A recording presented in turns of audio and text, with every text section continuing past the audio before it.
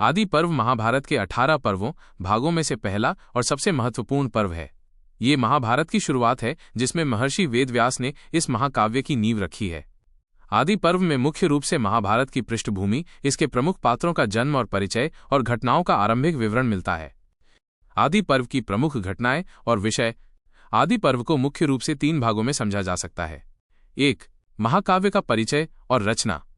महाभारत की रचना। आदि पर्व की शुरुआत में बताया गया है कि महर्षि वेदव्यास ने इस महाकाव्य की रचना की थी।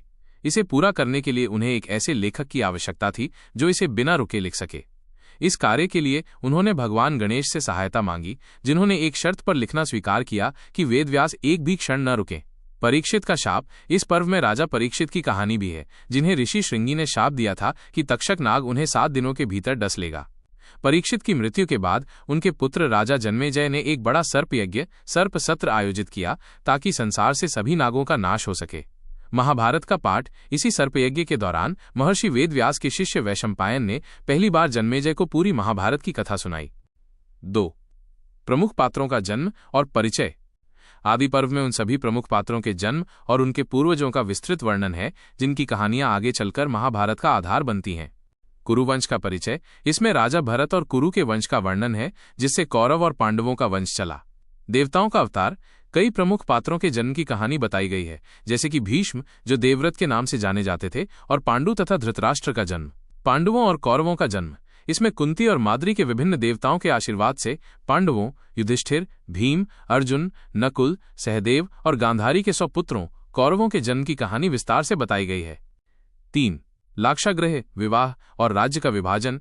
ये भाग महाभारत के संघर्ष का पहला अध्याय है। लाक्षागृह की घटना। दुर्योधन और शकुनी ने पांडवों को मारने के लिए एक षड्यंत्र रचा। उन्होंने पांडवों को वारणावत में एक ऐसे महल में रहने के लिए भेजा जो लाक्षा से बना था। उनके लौटने से पहले उस महल को जला देने की योजना थी। हालांकि एक गुप्त सुरंग के कारण पांडव बच निकले। द्रौपदी का स्वयंवर। लाक्षागृह से बच निकलने के बाद पांडव जंगल में भटकते रहे और पांचाल राज्य में द्रौपदी के स्वयंवर में पहुंचे। अर्जुन ने मछली की आंख में तीर चलाकर द्रौपदी को जीता। बाद में कुंती की आज्ञा से द्रौपदी 5 पांडवों की पत्नी बनी। राज्य का विभाजन। जब पांडव और द्रौपदी वापस लौटे तो धृतराष्ट्र ने राज्य को 2 भागों में विभाजित किया।